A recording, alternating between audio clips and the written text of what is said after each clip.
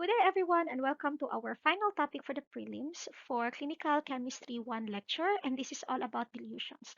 Although you were able to encounter the process of dilution in immunology and serology laboratory, however, dilution has a different use in clinical chemistry. So if in immunology, it is mainly determining the antibody titer of the sample of the patient, for clinical chemistry, it is merely the use of dilution for preparing reagents. Okay, but somehow we are also going to use this for analyzing a particular analyte. As you have learned in immunology, dilution is the process of making a weaker solution from a stronger solution. So it represents the ratio of concentrated or stuck material to the total volume of the solution. So it consists of the volume or weight of the concentrate. However, most often we are going to use volume in measuring our solute and diluent, okay, with the concentration units remaining the same. So always remind yourself or always remember that the smaller volume is always the solute and the larger volume will be the diluent, because with the concept of weakening a particular concentrated solution. Okay, so the relationship of the dilution and concentration is inversely proportional. So that means as the dilution increases, the concentration is going to decrease. In order to appreciate the utilization of dilution in chemistry, so let us take this scenario as an example. So a technician, actually referring to a medical technologist, performed a laboratory analysis of patient's serum for a serum glucose or blood sugar determination. The patient's serum glucose was too high to read on the analyzer. So the medical technologist diluted the patient's serum 1 over 2 and reran the diluted specimen, obtaining a result of 210 grams per deciliter. To correct for the dilution, it is necessary to multiply the result by the dilution factor. In this case is 2. So the final result now is 210 grams per DL times 2. So that becomes 420 grams per DL. So this particular scenario actually gives us the application of dilution in clinical chemistry. There could be instances that the sample of the patient tend to have too high levels of the particular analyte, in which the machine could no longer recognize them, or it could no longer be read, and it is going to give a result, not a particular quantity, but rather it is just going to reflect that the result is very high. So in order to determine the quantity of the patient sample, so that the doctor can determine how high is the particular analyte present in the plasma, so it is necessary that we are going to give a quantity of that particular analyte. So what we usually do, because it is too high, we are going to weaken the sample of the patient. So in this instance, the medical technologist performed a twofold dilution, meaning 1 over 2. So gitunga niya, okay, ang isa ka concentrated solution, or in this case, this is the serum of the patient, and diluted it, okay, with a particular amount of the diluent. So now, when it was processed again in the machine, it now gave a result. But of course, you are not going to report that result, because that is merely the diluted or the result of the diluted sample of the patient. So you have to multiply that with the dilution factor. So since the medical technologists have a 1 over 2 dilution, so you get the dilution factor and multiply it to the given result. So in this case, 210 grams per DL is multiplied by 2, which is the dilution factor, which now give a result of 420 grams per deciliter, which is going to be reported in the result of the patient. So the outline of our topics would be starting simple dilutions, followed by serial dilutions, and we have mixed dilution. So actually, the concept is quite the same as immunology. Okay, there are just some slight differences in the application of the process. So the same formula will be applied. So that is mainly dilution is equal to the volume of solute over the total volume of the entire solution. So let us start with this example. So it says you have to calculate the dilution of a 5 ml serum, which will be diluted with 15 ml of saline solution. So you are going to apply the formula dilution is equal to volume of solute over total volume of the solution.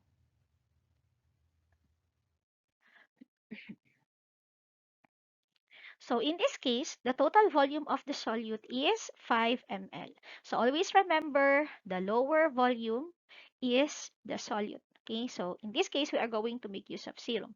So 5 ml of solute over the total volume, which is going to be the volume of solute plus the volume of the solvent. So you have 5 ml plus 15 ml. So you have 5 ml over the total volume of 20 ml. So you are going to reduce this to its lowest form, okay, in the case of fraction. So we have now a 1 over 4 dilution. So that is now your final answer.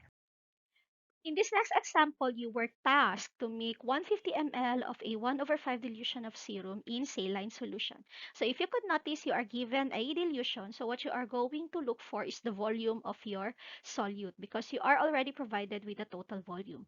So you just have to simply look for X. So you have 1 over 5, which is equal the total volume, which is 150 ml, in which what we are looking for is the solute. So we are going to assign x, okay, for unknown. So you just have to do cross multiplication. So you have 5x, which is equal to 150 ml, okay, divided by 5. X now becomes how much? 150 divided by 5 is 30 ml. Okay. So, but always answer in sentence form because as the problem implies, you have to make a 150 ml of a 1 over 5 dilution of serum in saline solution. So how are you going to answer this one? Okay, so you have to place 30 ml of serum and add 120 ml of saline. So why 120? That is actually the volume of the diluent because the total volume is equal to the volume of solute plus the volume of diluent. So in this case, okay, in order to get the volume of the diluent, so you just have to substitute. So volume of diluent is equal to total volume minus the volume of solute. So the total volume is 150 ml minus the volume of your solute. So you have the volume of diluent now, which is going to be 120 ml. Okay, so how are you going to mix such a solution? So you have to simply mix 130 ml of serum and add 120 ml of saline. 3 ml of serum is diluted up to 45 ml with saline. What is the serum dilution and what is the serum to saline ratio? So you can solve this by using the formula. Dilution is equal to volume of solute over total volume. So the volume of solute is 3 ml and the total volume is, so no need for you to perform a summing up of the volume of serum with the diluent because what we have here is the total volume already. So you have 45 ml. If you have seen the word up to, okay, so therefore you have to dilute 3 ml that would end up with 3 ml of serum that would end up to a 45 ml solution with saline. So you have here 3 over 45 ml. So you are going to transform that into its lowest form rather. So you have 1 over 15. So this is the dilution. Okay. So again, as I have mentioned before, okay, do not be confused with regards to dilution and ratio. When you say dilution, that is mainly the part of serum in the total volume. So that's why in the numerator, it is going to be the total volume of the solution. But if you are going to look for the ratio, okay, so that means how much amount of um, solute for a particular amount of diluent. Okay, so in this case, the serum to saline ratio is 1 is to 14. So that means there is 1 part of your serum to every 14 parts of your diluent, and which is going to give you a total of 15 parts. So in this problem, you are tasked to determine the amount of saline in 24 ml of a 1/3 dilution of serum in saline. So if you could notice, what was being sought here is actually the amount of saline.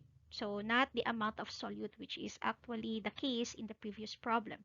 So here, in order to get the amount of saline, you are also going to get the amount of solute first. Okay, so having a dilution of 1 over 3, so that is equal to x over, since you have a total volume of 24, so that will be placed here as your denominator.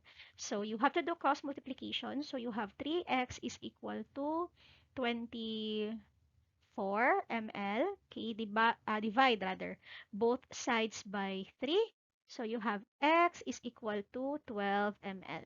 Okay, so no, not 12 but 8. Okay, so this is now going to be the amount of solute. Okay, so in order to get the amount of saline, so remember you have total volume, which is equal to the volume of solute added to the volume of solvent. So total volume is 24. So volume of solvent or diluent is equal to 24 ml minus 8 ml. So therefore, you have the volume of solvent, which is 12 ml. So your answer is there are 12 ml of saline in 24 ml of a 1 over 3 dilution of serum with saline. The problem states what is the concentration of a 1 over 10 dilution of a 12% sodium chloride solution. So this is actually trying to determine what is the concentration of the 12% uh, sodium chloride solution if it is going to be diluted 1 over 10. So in this case, we have a new formula to use. So that is original concentration times the dilution, and that is going to be the final concentration.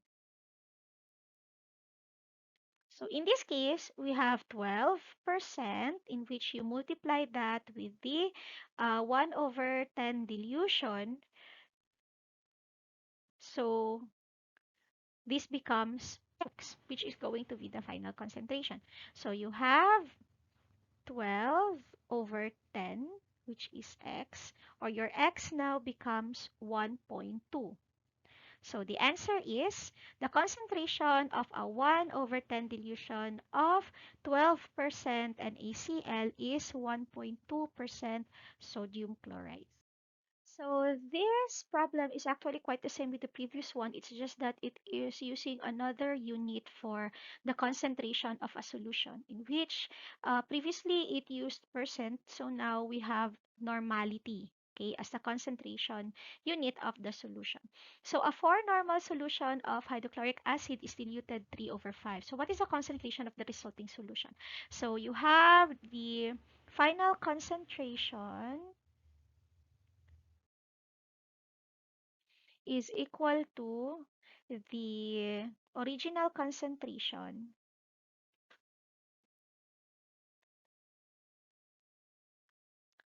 multiplied by the dilution. Okay, so final concentration, that is your x, which is equal to original concentration is 4 normal times the dilution factor of 3 over 5. So x is equal to 12n over 5. So x is 2.4 normal. So whatever is the unit of concentration that is used in the problem, that has to be the same unit in your final answer. So in this case, the concentration of a 3 over 5 dilution of 4 normal hydrochloric acid is 2.4 normal. So we have here another problem which says how much 95% alcohol is required to prepare 5 liters of 70% alcohol. So if you could notice, it is not actually asking for the dilution of a particular solution, but rather It is mainly asking the volume of the solution, okay, how much is needed in order to prepare a particular solution. So we are not going to make use of the formula dilution is equal to the volume of the solute over the total volume, but rather we are going to make use of the formula C1V1 is equal to C2V2. Okay, so C1, that is the first concentration or concentration 1, and the V1 is the volume 1. And then you have the second concentration that is given, and you have the second volume of the solution that is given. So although this is merely more of a conversion, actually it is part of the conversion. However, if you could notice at the problem, there is dilution that happened. So you are going to decrease the concentration from 95% alcohol to 70% alcohol. And how much of this 95% are you going to use to prepare a 5 liters of a 70% alcohol? So you just have to simply divide whichever side kung ano yung kinakailangan. So in this case, you are given with C1, that is 95%, but V1 is not provided. So this is what we are going to look for. So meron naman tayong concentration 2, which is 70%, and the volume 2, which is 5 liters. So in order to get V1, so you are going to divide both sides with C1. Okay, so you have V1 now is equal to C2 V2 over C1. So you are just going to substitute the values now. So you have C2, which is 70%, multiplied to 5 liters, that is our second volume, and the concentration 1, which is 95%. Okay, so in order to solve, you have 70 times 5, which is 350% over, no, a percent is already cancelled pala. So you have here liters over 95. So to continue, you have V1 is equal to 350 divided by 95. Okay, so you have 3.68 liters of 95% alcohol in order to prepare 5 liters of a lesser concentration, and that is 70% alcohol. So 3.68 liters of 95% alcohol is required to make 5 liters of 70% alcohol. So we are at our second part of our topic for dilutions, and this is all about serial dilutions. So these are any dilution where the concentration decreases by the same quantity in each successive step. So serial dilutions are extremely useful when the volume of concentrate or diluent is in short supply and needs to be minimized, or it could be that a number of dilutions are required, such as in immunology by determining a titer. So the volume of the patient sample available to the laboratory may be small, so that is actually its advantage because you are going to make use of samples that are less than 1 ml. Okay, and if there is a need for a serial dilution to ensure that the sufficient sample is available. For instance, if a solution has a 1 over 5 dilution, this represents that the 1 part patient sample is added to a 4 parts of the diluent. So just to help you imagine with regards to the partition of the solute and solvent in a solution. So if you have a total solution with 5 parts, if you have a 1 over 5 dilution, okay, one part is actually the solute and the remaining parts is actually your solvent. Okay, in order to make a 1 over 5 dilution of a solution. Dilution factor is the numerical value that could help us in determining the concentration of a particular analyte. So let us have this as an example. What would be the dilution factor if you are going to add 0.1 ml aliquot of a specimen to 9.9 ml of diluent? So you just have to simply add the total volume, so that is 0.1 ml plus 9.9 ml. So that is your 10 ml. So in this case, if you are going to solve for this one, you have 0.1 over 9.9. Now, that is the total volume, so 10. So in order to get the dilution, you have to make sure that your numerator will be equal to 1. So in order to make 0.1 become 1, so you have to multiply this by 10. So this becomes 1 over, as well as multiply the denominator with 10 also. So 1 over 100. So therefore, you have a 1 over 100 dilution in which, okay, the dilution factor is 100. So let's try to solve this one. What is the dilution factor when 0.2 ml is added to 3.8 ml diluent? So you have dilution is equal to volume of solute over total volume. So you have 0.2 ml as your solute, and then you have 0.2 ml plus 3.8 ml as your total volume. So that becomes 0.2, this is zero point 0.2 ml over 4 ml. So you have to make this into 1, your zero point 0.2, so you multiply that by 5. Okay, so you have now 1 over 20. So your dilution factor is 20. So the dilution factor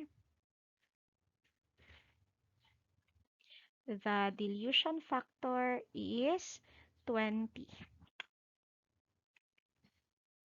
As defined a while ago, a serial dilution is any dilution where the concentration decreases by the same quantity in each successive step. So serial dilutions are usually multiplicative, in which case the original dilution is diluted further. So let us take this as an example. All successive tubes would have 3.8 ml of diluent. You would then transfer 0.2 ml of the initial diluted sample into the next tube.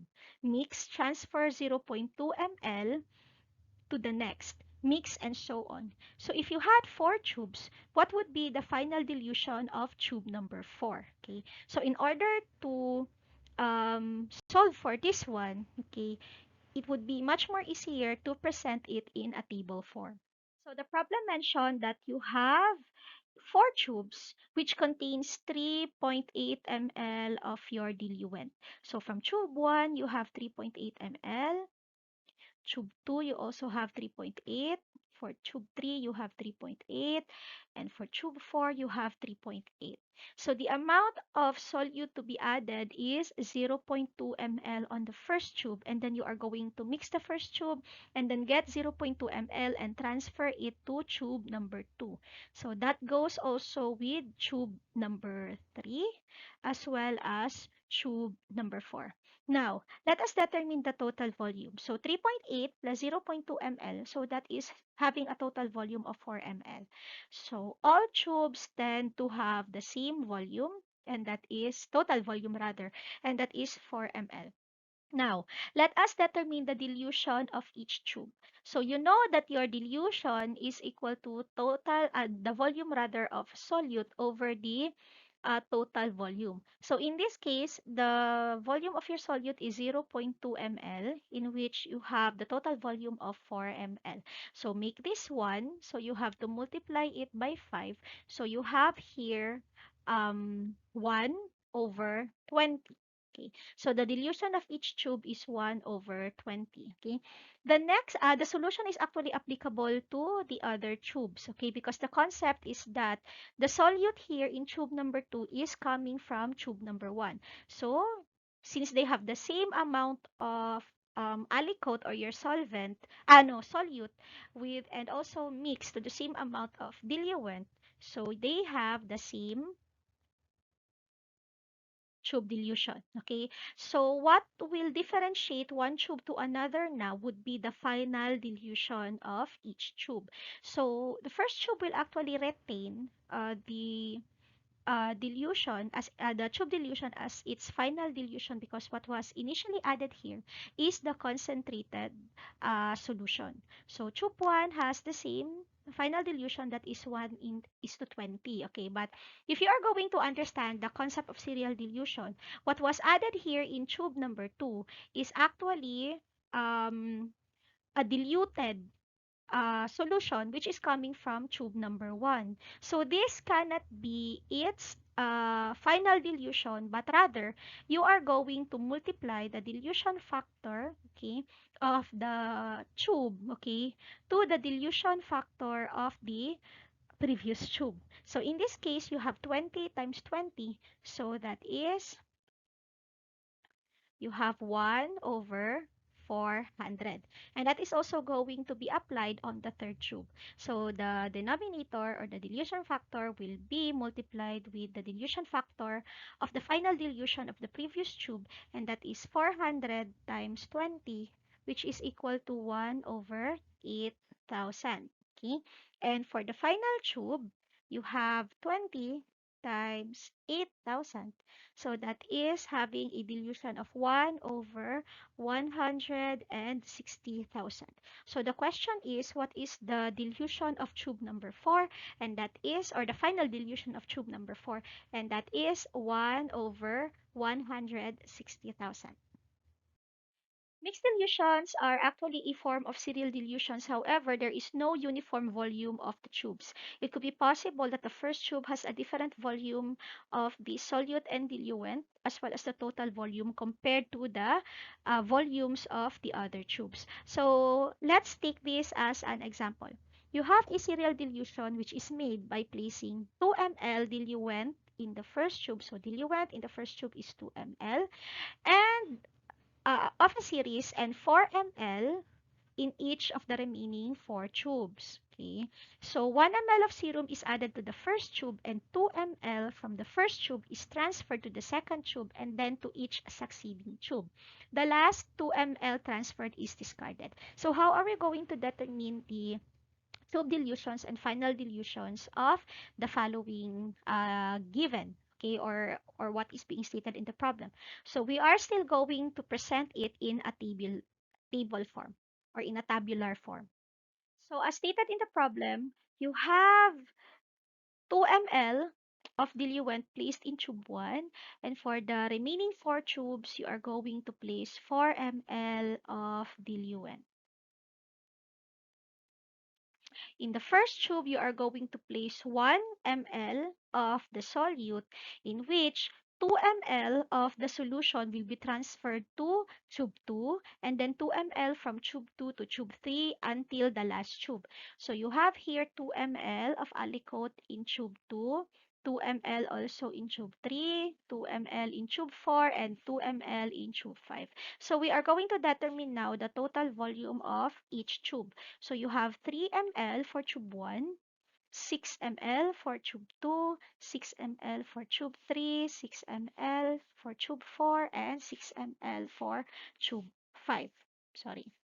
Now, let us determine the dilution of each tube. So simply, you have the volume of the solute over the total volume of the solution. So automatically, this becomes 1 over 3. Okay?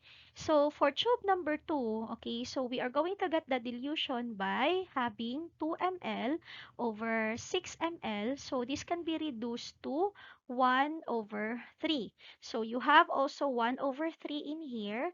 You have 1 over 3, 1 over 3, and 1 over 3. Okay, so to determine the final dilution, the tube 1 will retain the tube dilution as its final dilution. Then for tube number 2, you multiply the dilution factor with the dilution factor of the previous tube. So this becomes 1 over 9. You have 1 over 27. You have 1 over 81. And then lastly, you have 1 over 243. So these are the final dilutions of each tube. 1 over 3 for tube 1, 1 over 9 for tube number 2, 1 over 27 for tube number 3, 1 over 81 for tube number 4, and you have 1 over 243 for tube number 5. So we have another problem which states to make a six-fold dilution of stock solution in a series of 4 tubes. So it mentioned 4 tubes, so you have to prepare 4. You have tube 1 labeled as tube 1, tube 2, tube 3, and tube 4. So you have here it stated that you have to make a six-fold dilution. Actually, the term fold is often used in connection with serial dilutions. So that means if you are making a two-fold dilution,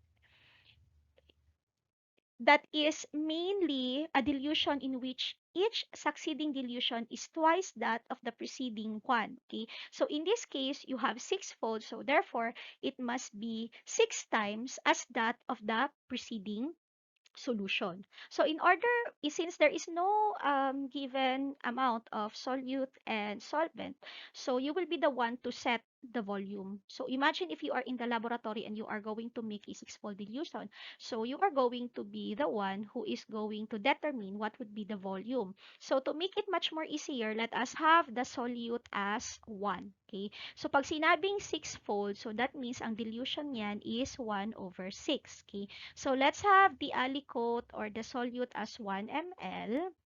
Okay. Okay.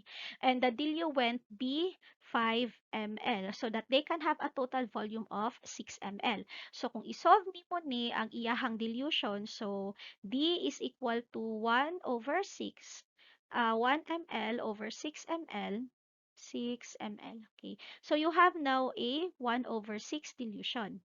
Okay. So what we are going to determine now is the final dilution of the following tubes. So you have 5 ml also here of your diluent. Okay. So yung 1 ml dito of the tube 2 is galing sa tube number 1. So all of them are going to have the same volume of the solution.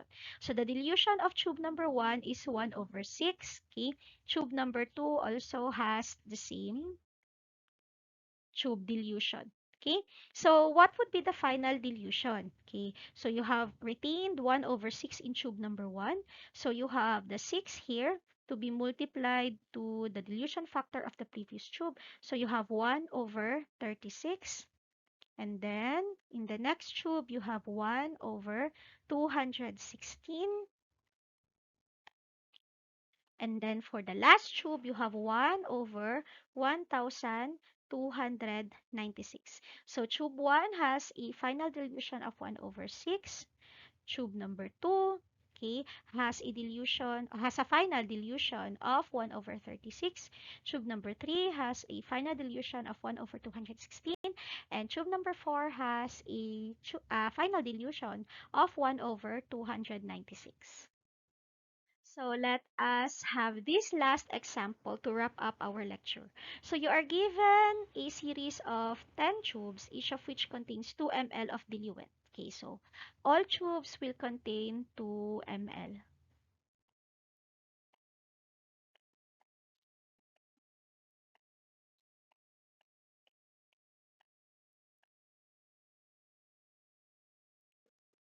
Two ml of diluent. Okay, so 0.5 ml of serum is added to the first tube. So you have here 0.5 ml.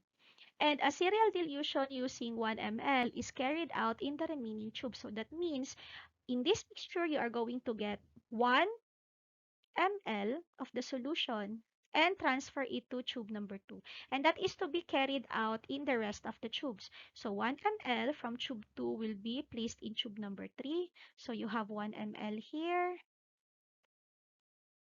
up to the last tube. Okay, so what would be the total volume? Here you have 2.5 ml, you have 3 ml in the succeeding tubes.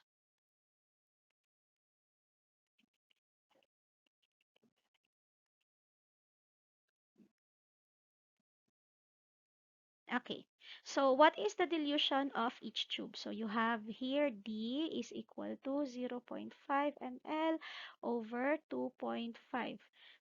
Make this 1, so you have to multiply it by 2, so that is 1 over 5. So the dilution of the first tube is 1 over 5. For the succeeding tubes, you have dilution which is 1 over 1 ml as the volume of your solute over 3 ml of the total volume. So you have 1 over 3. And since they are uniform from tube 2 to tube 10, so they have the same tube dilution. And that is from tubes 2 to 10, you have a tube dilution of 1 over 3. Now, so we are going to determine the final dilution of each tube. So tube 1 will retain 1 over 5. So for tube 2 to get the final dilution, the dilution factor 3 will be multiplied to the dilution factor of the previous tube, and that is 5. So 3 times 5, that is 15. Okay? So 3 now multiplied with 15. So 15 times 3, that is 1 over 45. So 45 times 3 is equal to 1 over 35. 1 over 135 times 3, 1 over 405 times 3, 1 over 1215 times 3, 1 over 3645 times 3, 1 over 10,935 times 3. You have 1 over 32,805.